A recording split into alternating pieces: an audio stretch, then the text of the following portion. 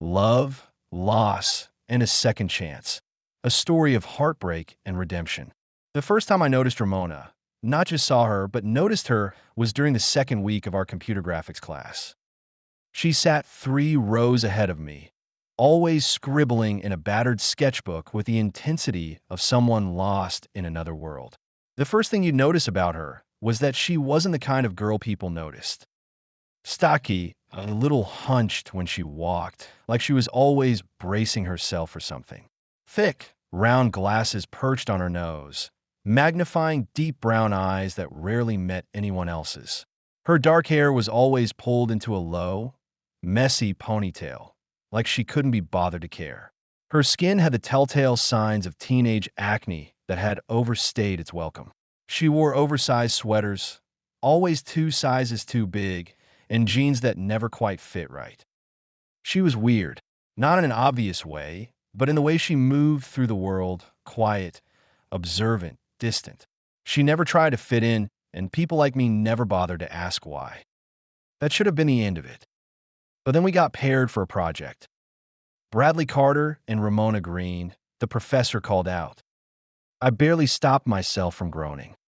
I was a production technology major, working toward a career in automotive design. Computer graphics was just a required course.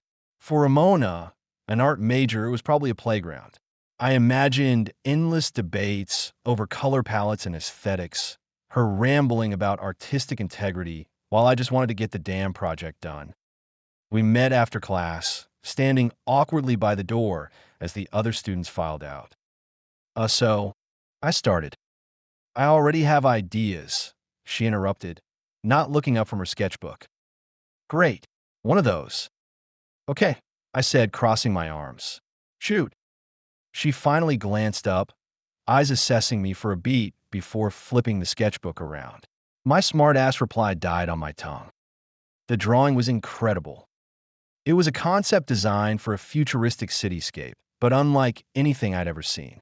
The buildings seemed to defy physics, bending and twisting like they were alive. Neon lights reflected off sleek surfaces, casting an otherworldly glow. Tiny details, a lone street performer, a flickering billboard, a couple locked in conversation, breathed life into it. I hesitated, unwilling to admit I was impressed. Not bad. She snorted. Don't hurt yourself with all that enthusiasm. I smirked. Maybe this wouldn't be so bad after all. Over the next few weeks, we spent countless hours together. At first, it was just business, strictly about the project. She worked on the visual elements while I handled the technical execution. But something shifted. One evening, we sat in my dorm room, the smell of burnt coffee thick in the air. I watched her as she hunched over my desk, fingers moving quickly over her tablet, completely lost in her work. Why don't you talk to people more? I asked suddenly. Her fingers paused, but she didn't look at me. People don't usually talk to me. I frowned. That's not true. She finally turned, giving me a look that made me feel like an idiot. Brad, before this project, you didn't even know my name. Ouch. I cleared my throat. Well, I do now. Congratulations. She smirked, but there was something sad beneath it. I don't know why, but that stuck with me. The more time we spent together, the more I started to see her. She had a dry sense of humor that caught me off guard. She was fiercely passionate about her art, but always downplayed her talent. She bit her lip when she was deep in thought. She had this habit of tucking her hair behind her ear, only for it to fall right back into place. One night, we sat outside the dorms, taking a break. The campus was quiet, the air crisp. You ever think about what comes after all this? I asked. She looked up at the stars. I just want to create things that matter. I grinned. You sound like a movie character. She rolled her eyes. And what about you, Mr. Cool Guy? I shrugged. Get a solid job, make money, maybe settle down someday. Wow, revolutionary. I laughed. Hey, not all of us are born artists. She hesitated, then said softly, you could be, if you wanted. Something in her tone made my stomach twist. That's when I really realized, that I liked being around her, not just because of the project, not because we were forced together. I just liked her. A few nights later, we were at my place, putting the finishing touches on our project. Ramona was showing me a new animation sequence when my phone buzzed. It was a message from my girlfriend, Claire. Outside. Come down. I hadn't even told her I was working late. I sighed, rubbing the back of my neck. I gotta go. Claire's here. Ramona stiffened. Of course she is. Something about the way she said it made me pause. What's that supposed to mean? Nothing. She busied herself with her laptop. Ramona. She exhaled sharply, turning to face me. It means that I'm an idiot, Brad. And you're an even bigger idiot. I frowned. What are you talking about? Her eyes glistened. Forget it. I didn't want to forget it. Before I could think it through, before I could talk myself out of it, I stepped forward and kissed her. It wasn't planned. It wasn't logical. It wasn't right. But God, it felt real. She froze for half a second before kissing me back. And just like that, the world tilted. The knock on the door shattered the moment. Brad, Claire's voice. Ramona pulled away like she'd been burned, her face pale. I stared at her, breathless. Claire knocked again. Ramona swallowed hard. You should go. I should have said something. I should have fought for whatever had just happened between us. Instead, I turned and walked away. And nothing was ever the same again. I never imagined I'd fall for someone like Ramona. Not because she wasn't beautiful, though if I'm being honest, she wasn't the kind of girl I usually noticed, but because she was so different from the world I was used to. She lived in her own orbit, far removed from the shallow, appearance-obsessed culture I had been wrapped up in my entire life. After that first kiss, everything changed. At first, we pretended it hadn't happened. I told myself it was a moment of confusion, a fluke. She avoided me in class, refused to meet my eyes, and went out of her way to make sure we weren't alone. But the tension between us was unbearable. Every glance held an unspoken question. Every accidental touch sent a current through my skin. I couldn't ignore it. One night, I found her sitting on the steps outside the art building, sketchpad in hand. The streetlights cast a golden glow on her face, making her look softer, more delicate than usual. Hey, I said, sitting beside her. She didn't look up. Hey, I exhaled. We need to talk. No, we don't. Yes, we do. She shut her sketchbook with a sigh and turned to me, arms crossed. Look, Brad, I get it. You had a moment. Maybe you felt sorry for me. Maybe you were just caught up in the moment, but I know guys like you. You date girls who look like they walked off a magazine cover, not people like me. I stared at her, stunned. Is that what you think? That I kissed you out of pity? She hesitated. I shook my head. Ramona, I kissed you because I wanted to. Because for the first time in my life, I wasn't thinking about what anyone else would say. I just felt something, and I don't know what it means yet, but I know it's not nothing. Her breath hitched. I saw the battle in her eyes, the war between hope and doubt. Finally, she whispered, I don't want to get hurt. I reached for her hand, hesitating for a second before lacing my fingers through hers. Neither do I. That was the beginning of us. In the weeks that followed, we became inseparable. I started seeing the world through her eyes, noticing the details I had always overlooked. The way shadows danced on pavement. The way autumn leaves curled at the edges before they fell. She made me slow down, made me appreciate things I had never bothered to before. Ramona, in turn, started changing, but not for me. For herself. She swapped her oversized sweaters for clothes that actually fit, not to impress anyone, but because she realized she liked the way they made her feel. She traded her thick glasses for contacts, and for the first time, I saw her eyes without a barrier between us, deep, dark, full of unspoken thoughts. Her acne faded after a few months of dermatology treatments, and she learned how to apply makeup in a way that enhanced, rather than concealed, her features. People noticed. For years, she had been invisible. Now, guys who had never given her a second glance were suddenly interested. But she only had eyes for me. I remember the night I realized I was in love with her. We had been dating for almost a year. It was late, and we were in my car, parked by the lake just outside campus.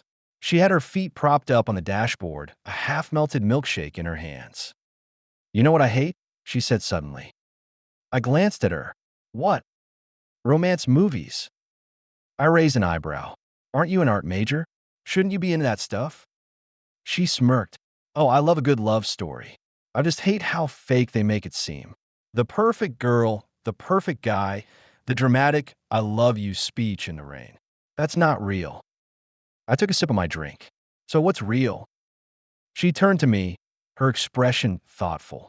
"Real is sitting in a car at midnight, drinking bad milkshakes and talking about dumb things.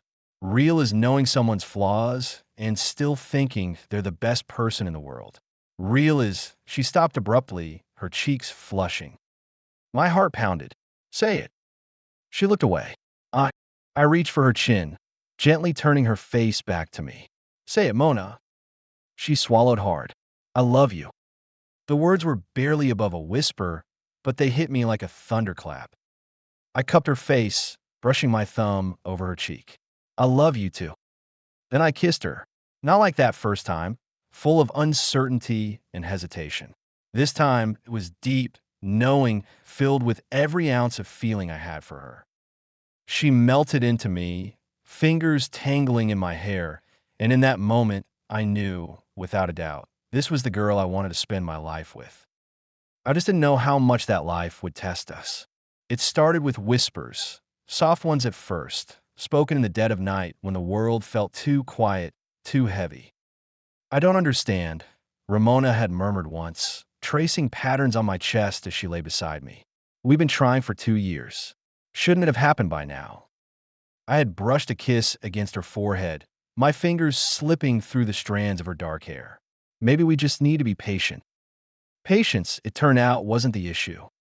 It was Ramona's mother, of all people, who finally pushed us toward getting tested. She had a way of making everything feel like an accusation, her sharp words laced with disapproval. "You should see a specialist," she had said, her eyes drilling into me over the dinner table. "It would be a shame if my daughter wasted her best years waiting for something that will never happen." I bit back the urge to snap at her. Instead, I squeezed Ramona's hand beneath the table. We had already talked about it. We knew something might be wrong. But hearing it from her mother, spoken so coldly, made it feel like a judgment instead of a concern. So we went. First, I was tested. It felt clinical, impersonal. I gave my sample, waited a week, and received my results. Normal. No issues. Ramona went next. I remember the way she sat beside me in the waiting room, her fingers worrying the hem of her sweater, twisting it tighter and tighter until I covered her hands with mine. "We'll be fine," I reassured her. She nodded, but the worry in her eyes remained. The results came in 2 weeks later. The doctor sat across from us in his office, a man in his late 50s with glasses perched low on his nose. He held a folder in his hands, flipping through the pages with an unreadable expression. When he finally spoke, the words felt like lead in my stomach. "Mrs. Carter, your results indicate a severe reproductive disorder." Ramona inhaled sharply, her fingers tightening around mine. "What does that mean?" she asked, her voice small. The doctor sighed. "It means that natural conception is highly unlikely, if not impossible." Impossible. The word rang in my ears like a gunshot. Ramona didn't say anything at first. She just stared at the doctor, blinking slowly, as if trying to process the weight of his words. I found my voice before she did. "There are treatments, though, right? Options." The doctor nodded. "There are possibilities, yes. IVF, surrogacy, adoption." Ramona shot up from her chair so fast that it nearly toppled backward. "I need some air." I barely managed to catch her arm as she bolted from the room. We walked outside in silence, the cold air biting at our skin. I reached for her, but she stepped away, wrapping her arms around herself.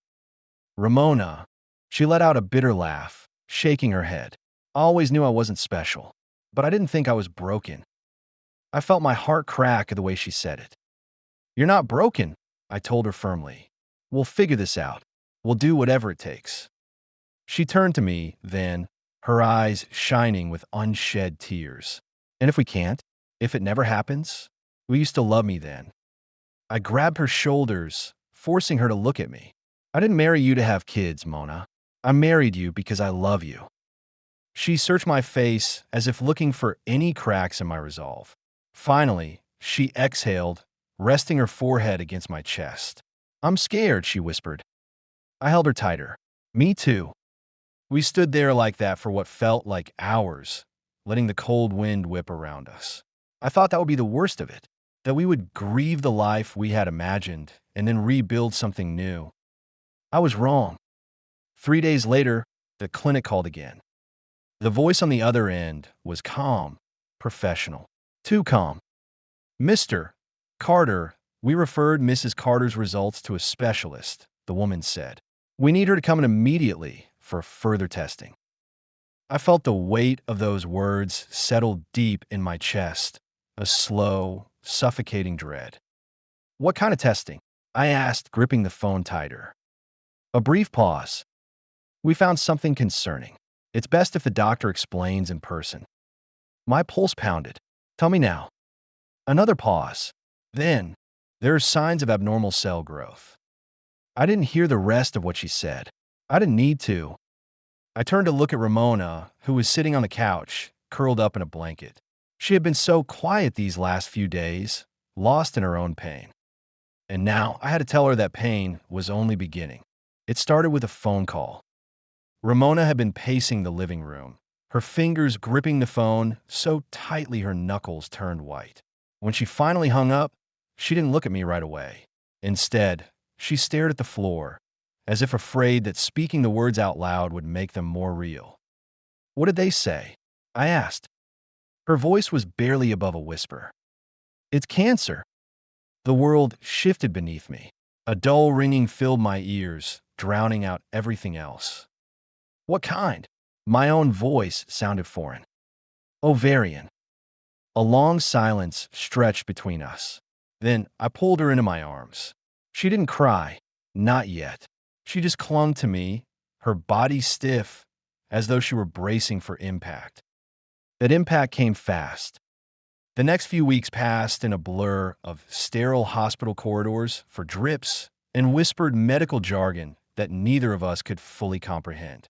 The doctors talked about treatment options, chemotherapy, possible surgery, hormone therapy, but all I could focus on was the fear in Ramona's eyes.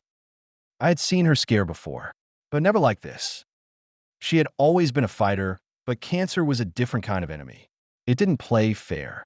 It stole her strength, her energy, and soon, her hair. The first time she vomited from chemo, she locked herself in the bathroom. I knocked softly. "Mona, let me in." "Go away." Her voice was weak, but there was an edge to it. She didn't want me to see her like this. I ignored her. Pushing the door open, I found her curled up on the floor, trembling. I sank down beside her, gently wiping the sweat from her forehead. She wouldn't look at me. "I hate this," she whispered. "I hate what it's doing to me." I swallowed the lump in my throat. "It's not who you are." She let out a bitter laugh. "Tell that to my body." That night, she finally broke down. She sobbed against my chest, her fingers gripping my shirt like it was the only thing keeping her from falling apart. "I don't want you to see me like this," she choked out. I held her tighter. "I will always see you as the woman I love. No sickness, no treatment. Nothing will ever change that." She didn't believe me. Not yet. When her hair started falling out in thick clumps, she stared at the strands in her hands like they belonged to someone else. "Shave it," she finally said, her voice hollow. I nodded and grabbed the clippers. As I ran the blade over her scalp, I saw the woman beneath, the raw, unfiltered beauty of who she really was. No makeup, no hair, no pretense. Just Ramona. My Ramona. When I was done, I picked up the clippers again. Her brows furrowed. "What are you doing?" I smirked, making sure we match. "I shaved my head, too." "For the first time in weeks," she smiled. Hospitals became our second home, and that's where I met Kelly. She wasn't just another nurse. She was a force of nature. Fiery red hair, sharp green eyes, and a no-nonsense attitude that somehow made the unbearable a little more bearable. She treated Ramona like more than just a patient. She cracked jokes, brought her snacks she wasn't supposed to have, and fought with the doctors when they suggested yet another round of exhausting treatments. And when Ramona's mother started spewing her usual poison, Kelly was the one who finally shut her down. "You're supposed to support her, not tear her apart," she snapped one afternoon after Ramona's mother muttered something about me eventually leaving. Her mother's eyes narrowed. "You don't know my daughter." Kelly crossed her arms. "No, but I know him, and he's been here every damn day, holding her hand, watching her suffer, fighting for her. So maybe you should show him a little respect." The room went silent. Ramona's mother pursed her lips but said nothing. That was the first time I ever saw her back down. Later, when I found Kelly in the hallway, I shook my head in disbelief. "That was bold." She smirked. "I don't like bullies." Something about the way she said it made me feel seen in a way I hadn't in a long time. The day we got the results back, my hands were clammy with sweat. I watched Ramona sit across from the doctor, still too thin, still too pale, her fingers interlocked so tightly they were turning white. The doctor took a deep breath. "The cancer is gone." Relief hit me like a tidal wave. Ramona covered her face with her hands and sobbed. I wrapped my arms around her, pressing my lips to her forehead. For the first time in months, I allowed myself to believe that we had won. That night, as we lay in bed, I whispered, "We made it." She didn't answer right away. When she did, her voice was distant. "Did we?" I should have known then. Surviving wasn't the same as living. And though the cancer was gone, something else had already begun to die. Ramona came back to me, but she wasn't the same. The cancer had left her body, but it had taken something intangible with it, something I couldn't quite name. The woman who had once been so sure of herself, who had laughed at her own quirks and imperfections, now stared into the mirror as if looking at a stranger. At first, I thought it was just recovery. The treatments had drained her, and she needed time to heal, both physically and emotionally. But healing should have made her feel better, stronger. Instead, she was restless. She started going out more, making excuses to leave the house. "I need to live, Brad," she said when I questioned her. "I spent years fighting to survive. Now I just want to be—" I wanted to understand. God, I tried. I worked extra shifts to pay off the towering medical bills while she went out with new friends, people I didn't know. She bought new clothes, expensive, tight, revealing. Clothes she never would have worn before. At first, I told myself it was a good thing. She was embracing life again. After everything she had been through, didn't she deserve that? But the woman who came home at night was not the same woman I had married. The first time she came home smelling of alcohol, I brushed it off. The second time, I noticed the smudge of red lipstick on her wrist, not her shade. The third time, she stumbled through the door at 2 in the morning, giggling at a joke I wasn't part of. I sat in the dimly lit living room, waiting. She froze when she saw me. "You're still up?" I stared at her. Her once soft, warm brown eyes were lined with dark makeup, her lips a shade of red I had never seen before. She had lost weight from the chemo, but now her body was toned, sculpted. "Where were you?" I asked, my voice quiet. "With friends," she said too quickly. "What friends?" She sighed, kicking off her heels. "Jesus, Brad, why are you acting like this?" "Like what?" "Like I don't deserve to go out and have fun." She threw her purse onto the couch, glaring. "Do you want me to just sit here and waste away? After everything I've been through?" I clenched my jaw. "That's not what this is about." She scoffed. "Then what is it about? Because from where I'm standing, it looks like you're trying to control me." Control her? Was that what she thought? I stood, running a hand through my hair. "Ramona, I worked 16 hours today to pay off your hospital bills, and you've been out partying all night." She rolled her eyes. "I didn't ask you to do that." I stared at her, the words hitting like a slap. She didn't ask me to do that. I had been by her side through every surgery, every night spent vomiting from chemo, every whispered promise that we would get through this together. And now this. I swallowed down the rage boiling in my throat. You're right, I said, my voice steady. You didn't ask me. I did it because I love you. She hesitated for just a second, just long enough for me to see something flicker in her eyes. But then she turned away, unzipping her dress. I'm going to bed, she murmured, stepping out of the fabric like shedding an old skin. She left me standing in the dark, wondering if the woman I loved even existed anymore. Over the next few weeks, things only got worse. She stopped waiting for me to fall asleep before she left. Some nights, she didn't come home at all. One morning, I woke up alone. The sheets beside me were cold. I reached for my phone and texted her. "Me, where are you?" No response. An hour later, I got up, made coffee, stared at the clock. Another hour. By noon, I was pacing. By 2, I had convinced myself something horrible had happened. Maybe she had collapsed somewhere, her body still weak from the treatments. Maybe she needed me. But at 3, she walked through the door like nothing had happened. She was wearing a man's jacket. I felt the ground crack beneath me. She noticed my expression and sighed, tossing the jacket onto the couch. Relax. It's just a friend. A friend, I repeated, my voice hollow. She met my eyes for a long moment. Yeah, a friend. Something in the way she said it twisted inside me like a knife. I wanted to ask. I wanted to scream, to demand an explanation, to make her tell me that I was wrong, that I was imagining things. But I didn't, because deep down I already knew. I just wasn't ready to admit it yet. It started with the little things. A new perfume that she never wore around me. The lingering scent of whiskey on her breath, even though she had told me she was just grabbing coffee with friends. The way she kept her phone face down on the table, her fingers tightening around it whenever I walked into the room. At first, I ignored it.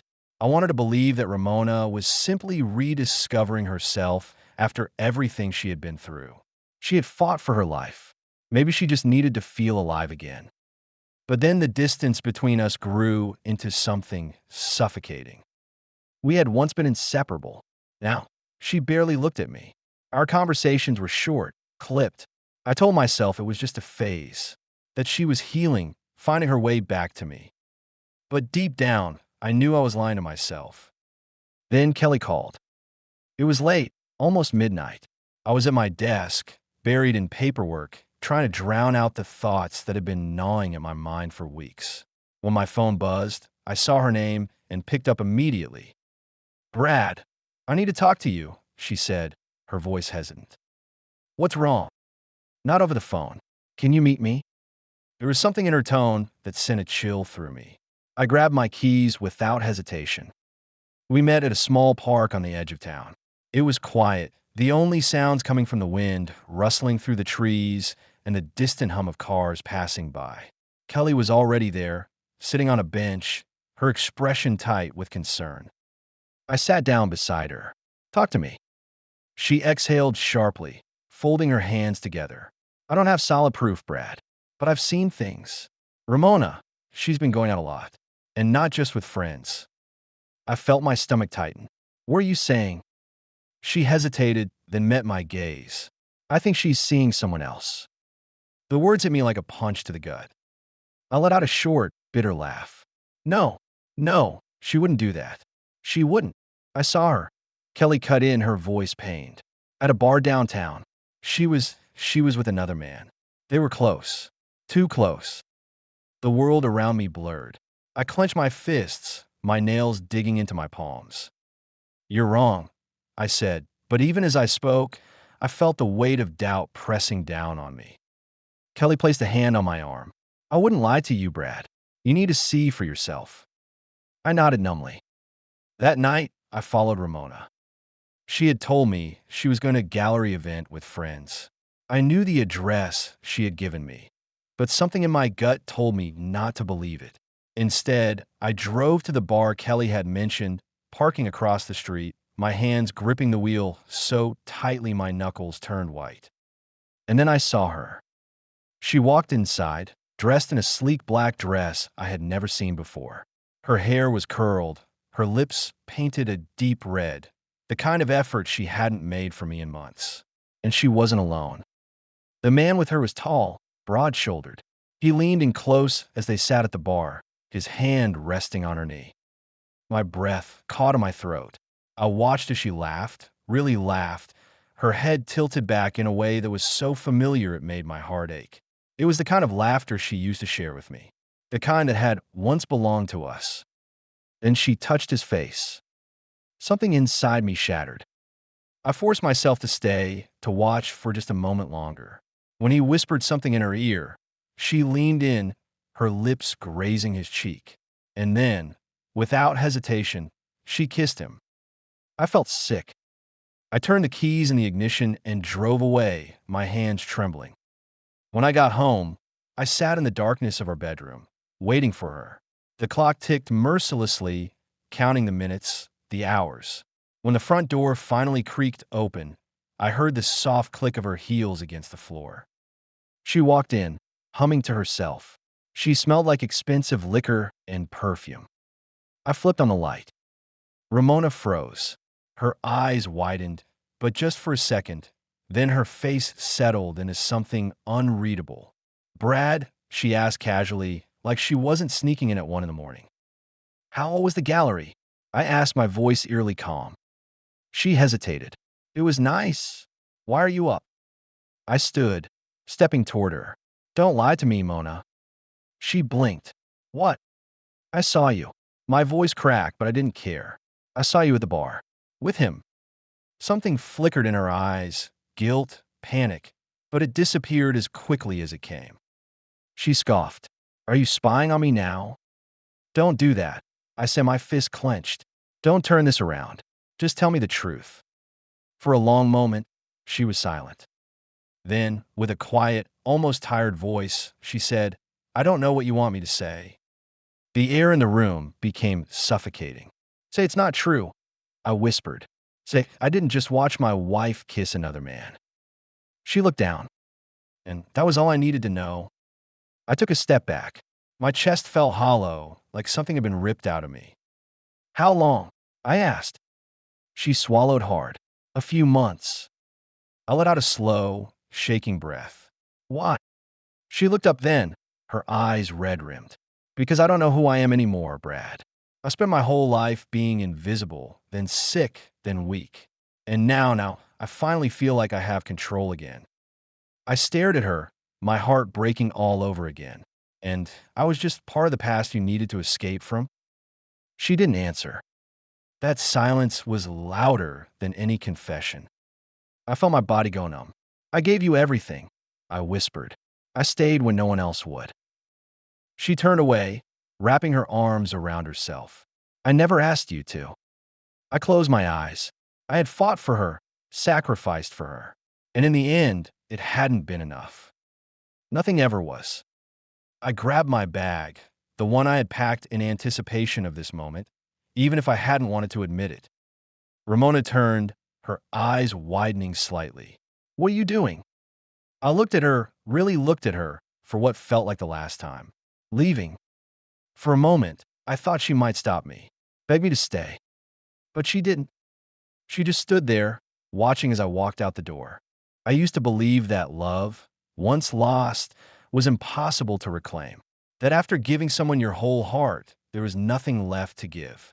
But life has a way of surprising you when you least expect it. After the divorce, I spent months in a haze. Some nights, I couldn't sleep, haunted by memories of Ramona, our late-night talks, the way she used to trace circles on my arm while we watched movies, the fire in her eyes when she argued about art. I questioned everything. Had I driven her away? Had I failed her? But then I remembered the look on her face that night, the cold, unapologetic finality in her voice when she said, "I just want to have fun." That's when I knew. I had done everything I could. The woman I loved was gone. And maybe, just maybe, I had been holding on to a ghost for far too long. The only person who had truly been there for me, who had pulled me from the wreckage, was Kelly. At first, I fought it. She was my friend, my confidant. I told myself I was just grateful for her support, that I was mistaking comfort for something deeper. But then there were moments I couldn't explain, how my breath caught when she laughed, how my pulse quickened when she brushed against me, how the loneliness faded when she was near. One evening, months after my divorce was finalized, we met at the park, the same park where she had told me the truth about Ramona. The sky was a mix of orange and violet, the last light of the day stretching across the horizon. We sat on a worn wooden bench, a familiar silence between us. "You seem lighter," she said, tilting her head. Her green eyes, sharp and perceptive, studied me like she was searching for proof. I exhaled. I think I finally stopped asking myself what I did wrong. A slow smile spread across her lips. "Good. You were never the problem, Brad." The wind carried the scent of damp earth and distant bonfires. I turned to look at her, really look at her. She wasn't wearing makeup. Her hair was a little messy from the breeze, and yet she was beautiful. Beautiful in a way I had never fully appreciated before. "Kelly," I started, hesitating. She raised an eyebrow. "Yeah, I need to ask you something." She leaned back, crossing her arms. "Okay." I swallowed hard. "Why did you care so much? Why were you always there?" She blinked, caught off guard. Then she let out a soft chuckle. "Because I couldn't stand seeing you in pain. And because—" She looked down, her fingers tracing patterns on her jeans. "Because you deserve better. And maybe deep down, I wished you'd see me." Something shifted in my chest, a weight I hadn't realized I was carrying. "I do see you, Kelly." Her breath hitched. "Brett." I reached for her hand. It was warm, steady, familiar. "I don't know what this is yet, but I know I don't want to keep pretending that I don't feel something when I'm around you." She searched my face, looking for hesitation, for uncertainty. She wouldn't find any. "You sure you're ready for this?" she whispered. I smiled, squeezing her hand. "I think I've been ready for a long time. I just didn't know it." She inhaled sharply, then, without another word, she leaned in. When our lips met, it wasn't like the first time I had kissed Ramona all those years ago, urgent, desperate, and reckless. No, this was something else. It was slow, careful, and full of unspoken understanding. It wasn't just a kiss, it was a promise, a beginning. As we pulled apart, she laughed softly. "Well, that took long enough." I chuckled, brushing a strand of hair from her face. "Yeah, it did." The past still lingered like a shadow, but for the first time, it didn't haunt me. I had loved and lost, and yet here I was, alive, healing, and ready to try again. A second chance at love. And this time, I wasn't letting it slip away.